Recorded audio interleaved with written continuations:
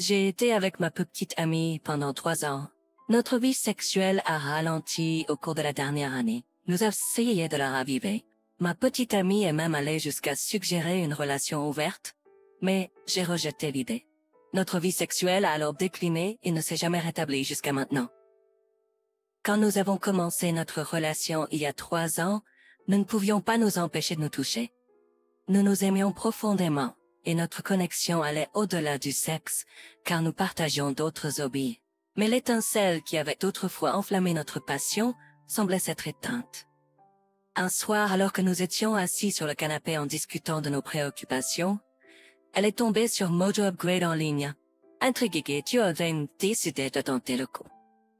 Nous croyons qu'une exploration ouverte et honnête de nos désirs et fantasmes pourrait être exactement ce dont nous avions besoin pour raviver notre chambre à coucher. Nous avons réservé une soirée tranquille, baissé les lumières et allumé des bougies parfumées. Avec notre ordinateur portable devant nous, nous avons navigué sur le site de Mojo Upgrade et avons commencé à répondre au questionnaire. Cela semblait un peu stressant au début, mais nous étions déterminés à être vulnérables et honnêtes l'un envers l'autre. Les questions portaient sur un large éventail de sujets, des nouvelles positions aux différents scénarios de jeux de rôle. Nous avons répondu individuellement en sélectionnant « oui »,« non » ou si mon partenaire est intéressé pour chaque élément. Cela a été révélateur de voir la diversité des désirs et des intérêts que nous avions tous les deux, mais que nous n'avions jamais discuté auparavant. Cela nous a poussés à faire un effort pour nous ouvrir complètement sur nos véritables désirs, kinks et fantasmes. Après quelques semaines, notre vie sexuelle s'est considérablement améliorée. Nous avons commencé à explorer des choses vraiment folles dans la chambre à coucher. J'ai vu un côté d'elle que je n'avais jamais vu auparavant. C'était comme si je la redécouvrais et nous étions plus heureux et plus excités que jamais. Mais quelques semaines plus tard, nous avons commencé à repousser les limites de ce que nous nous disions l'un à l'autre et cela a pris une tournure qui m'a mis mal à l'aise. Une des choses que nous avons faites était de parler de nos fantasmes pendant que nous faisions l'amour. Alors que je parlais des miens, elle me poussait à donner plus de détails et vice-versa. C'était vraiment excitant d'être aussi ouverts et libres l'un envers l'autre. Puis elle a commencé à parler de combien le sexe interracial, en particulier entre un homme noir et une femme blanche, nous sommes tous les deux blancs d'ailleurs, l'excitait. Cela a commencé assez normalement et je n'avais aucun problème avec ça, mais cela a évolué vers quelque chose de bizarre. Elle disait des choses sur comment elle voulait être dominée ou rendue impure par un homme noir. Elle disait des choses que je considérais comme racistes. Et comme si cela ne suffisait pas, elle est passée de ça à prononcer le nom de quelqu'un que nous connaissions tous les deux. C'était vraiment étrange. Elle a dit qu'elle adorait être dominée par lui. Cette personne était un ami noir proche à moi. Mon ami a mentionné mon ami noir par son nom. Appelons-le Chris. Chris et moi avons grandi ensemble, mais nous avons commencé à nous éloigner vers le moment où j'ai commencé à sortir avec ma petite amie. Je pensais que nous nous étions éloignés, je suppose. Je l'invitais à des choses que nous faisions ensemble, mais il avait toujours une excuse pour ne pas venir. À l'époque, sa petite amie venait d'avoir un bébé, donc sa vie était devenue occupée, et nous avons arrêté de traîner ensemble. Je veux te clamer, je n'ai aucun problème avec les relations de signes intéressés. Mais le fait qu'elle ait mentionné son nom pendant que nous étions intimes m'a touché de près. Et la façon dont elle a détaillé son désir d'être fécondée et dégradée par lui m'a mise mal à l'aise. En y repensant, quand j'étais proche de Chris et que j'ai commencé à sortir avec ma copine, je pensais qu'elle l'avait seulement rencontré quelques fois et qu'ils ne se connaissaient pas vraiment. Toute cette situation me semblait encore plus étrange. Honnêtement, je crois qu'il n'y a rien de mal à ce que des personnes de races différentes soient ensemble. Je pense aussi que c'est tout à fait normal que les gens soient attirés par certaines caractéristiques qui peuvent être plus courantes dans une race ou une autre. Mais le fait qu'elle ait spécifiquement mentionné mon ami Chris avec qui j'étais proche, mais qui a soudainement commencé à m'éviter quand j'ai commencé à sortir avec elle, m'a donné l'impression qu'il y avait plus à cette histoire. Le lendemain, je n'arrêtais pas d'y penser. Je me suis dit qu'il devait y avoir eu quelque chose entre eux pour qu'elle mentionne son nom. Je savais qu'il était important de la confronter à ce sujet, mais je ne voulais pas la mettre sur la défensive. Alors j'ai commencé par parler de sa tendance à être plus ouverte dans la chambre à coucher. Nous avons tous les deux convenu que c'était une bonne expérience. Puis j'ai abordé son fétichisme interracial et j'ai dit que je en parlais en dehors de la chambre à coucher. J'ai essayé d'aborder la conversation d'une manière qui ne la mettrait pas sur la défensive, mais cela a semblé être le cas au début. Je n'ai pas porté de jugement, ni fait de commentaires. J'étais simplement curieux de savoir pourquoi elle avait mentionné le nom de Chris.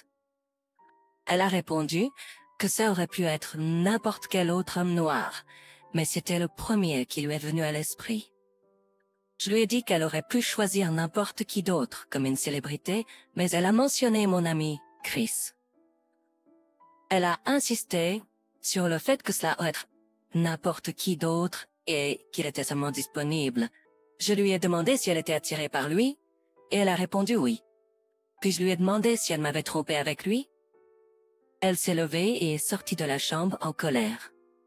Plus tard, elle est revenue et m'a dit que j'étais enfantin et jaloux et que je brisais les règles en la jugeant. Elle a dit que j'étais la raison pour laquelle elle ne pouvait pas s'ouvrir complètement et s'exprimer autour de moi, parce que j'étais trop rigide et méfiant.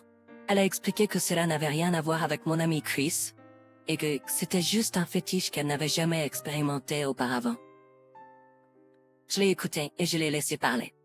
J'ai appris qu'il y avait 2 grandes raisons pour lesquelles elle s'était intéressée à ce fétiche. La première était quelque chose que je ne savais pas à son sujet. Quand ils sont allés à l'université, elle a dit que toutes ses amies avaient des petits amis blancs avant l'université, mais qu'elles avaient rompu avec eux et cherchaient des hommes noirs. Elle n'a pas pu suivre parce qu'elle aimait son petit ami. Quand ma copine a rompu avec son petit ami à l'université, son groupe d'amis était passé à autre chose, et elle n'a pas pu vivre cette expérience. Après avoir obtenu leur diplôme, ils se retrouvaient lors de réunions ou de fêtes, et je suppose que ses amis parlaient de leur excès pendant ces périodes et de comment c'était la période la plus folle de leur vie. Elle a dit qu'elle parlait de la sensation de transgression qu'elle ressentait. La façon dont elle l'a décrit, le frisson était lié à beaucoup de stéréotypes de brutalité et de taille de pénis. Mais selon ma copine, les filles traitent toute cette période de leur vie comme un secret honteux. Mais néanmoins, une partie transformationnelle de leur histoire réelle. Beaucoup d'entre elles, y compris ma copine, viennent de petites villes à l'origine. La deuxième raison est qu'après avoir rompu avec son petit ami, elle a essayé de sortir avec plusieurs hommes noirs, mais était trop nerveuse, ou quelque chose se passait qui l'empêchait de le faire. Après plusieurs tentatives, cela ne s'est jamais produit. Puis elle m'a rencontré et a relégué cela à un fantasme qu'elle ne vivrait jamais ou ne mentionnerait que lorsqu'elle est avec son groupe d'amis. Je lui ai demandé si c'était pour cela qu'elle avait mentionné le nom de Chris. Elle a dit oui. Je lui ai demandé à nouveau si elle m'avait trompé avec Chris.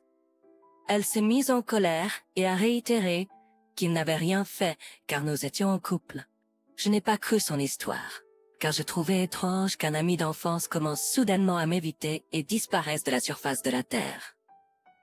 Il ne m'appelait pas à moins que je l'appelle, mais je savais où il habitait et travaillait. J'avais l'impression qu'il s'était réellement passé quelque chose entre Chris et ma copine. La meilleure façon de le découvrir est de demander directement à Chris et de voir sa réaction pour pouvoir déterminer s'il ment. C'est difficile de lire quelqu'un au téléphone, mais il était un très bon ami et je savais où il travaillait. J'ai décidé de le confronter un jour lorsqu'il est sorti du bâtiment où il travaillait. Mais le noir, donc, je suis allé droit au but et je lui ai demandé s'il m'évitait parce qu'il s'était passé quelque chose entre lui et ma copine. Il a essayé de jouer les indifférents et de plaisanter, mais je suis restée sur lui. Il a dit que plusieurs choses nous avaient éloigné, principalement à cause de ses responsabilités personnelles avec sa copine et son travail. Cependant, il a mentionné qu'il se sentait mal à l'aise de traîner avec moi lorsque ma copine était là, car elle flirtait constamment avec lui. Et il savait que c'était juste une question de temps avant qu'il cède. Au lieu de me le dire, il a évité la tentation car il savait à quel point j'aimais ma copine et il ne voulait pas trahir son ami en couchant avec sa copine. Il avait l'air presque convaincant, mais son langage corporel l'a trahi. T'as mes doutes. Après notre conversation, il a admis qu'il y avait eu un peu de flirt entre eux, mais rien de physique ne s'était jamais produit. Il y avait eu du flirt, quelque chose que ma copine n'avait jamais avoué. Je suis partie en pensant qu'il s'était vraiment passé quelque chose entre eux. J'avais l'impression qu'il y avait plus à cette histoire qu'il ne laissait entendre, et j'étais déterminée à découvrir la vérité. Quand je suis rentrée chez moi ce jour-là, j'ai confronté ma copine, lui disant que Chris avait dit qu'elle flirtait avec lui et qu'il avait arrêté de venir à cause d'elle. Elle est devenue en colère et a commencé à dire que c'était Chris qui lui faisait des avances et qu'elle l'avait repoussé. Quel retournement de situation! Je l'ai poussée plus loin car elle ne m'avait rien dit de tout cela lors de notre première conversation. Après avoir avoué petit à petit, elle a finalement avoué qu'ils avaient eu des relations sexuelles une fois et qu'elle se sentait coupable. Je lui ai demandé si c'était pour ça qu'elle avait suggéré une relation ouverte dans le passé. Elle a répondu que c'était à cause de sa culpabilité et que Chris l'avait convaincue. Elle avait suggéré une relation ouverte pour soulager sa culpabilité et obtenir ma permission de tromper, mais je l'ai arrêtée. Elle a prétendu qu'elle avait arrêté et avait donné à Chris un ultimatum de s'éloigner ou elle lui dirait la vérité. J'étais choquée et en colère. J'ai immédiatement appelé Chris et l'ai mis en haut-parleur en présence de ma copine pour qu'il puisse se confronter et déterminer qui disait la vérité. Quand Chris était au téléphone, j'ai demandé à ma copine de répéter ce qu'elle venait de me dire. Elle a répété son histoire, mais cette fois, elle ne blâmait pas seulement Chris comme elle l'avait fait quelques minutes auparavant. Quand Chris a commencé à nier tout et à l'accuser de mentir, le chaos a éclaté et ils se sont tous les deux accusés mutuellement et ont exposé leurs secrets. Je me suis simplement reculée et j'ai écouté. Après qu'ils aient fini, j'ai dit à Chris qu'il était un terrible ami et que nous nous connaissions depuis si longtemps. Il aurait dû me dire quand ma copine flirtait avec lui. Il a répondu qu'il ne voulait pas se mêler de notre drame et qu'il pensait que tout irait bien s'il restait en dehors de tout ça. Alors il a décidé de limiter les contacts. Alors que Chris et ma petite amie se disputaient au téléphone à propos de ce qui s'était passé, et quand il est devenu clair qu'ils se connaissaient et s'étaient rencontrés en secret à plusieurs reprises, en se rappelant divers incidents dont je n'étais pas au courant pour prouver leurs arguments respectifs. Je crois que leur liaison a peut-être conduit à notre manque d'intimité, mais je ne pouvais pas déterminer qui disait la vérité. Mais une chose était certaine, ma petite amie m'avait trompé, que Chris l'admette ou non. De plus, elle est Embrace. Tu peux pas dire la vérité? J'ai demandé à ma petite amie les messages textes entre elle et Chris, mais elle a prétendu avoir supprimé toute leur conversation. Elle s'est excusée auprès de moi et m'a offert une permission pour coucher avec d'autres femmes, mais j'ai refusé. Elle s'est excusée et a voulu se réconcilier, mais une semaine après la découverte, je n'ai pas trouvé senti mal au bout de ce livre et notre chère mon amie. Alors j'ai décidé de rompre avec elle. Et elle a déménagé de mon appartement. Quant à Chris, je l'ai coupé de ma vie pour de bon. Merci d'être resté jusqu'à la fin de cette histoire. Partagez votre opinion dans les commentaires ci-dessous. N'oubliez pas de liker et de vous abonner. Merci et passez une merveilleuse journée.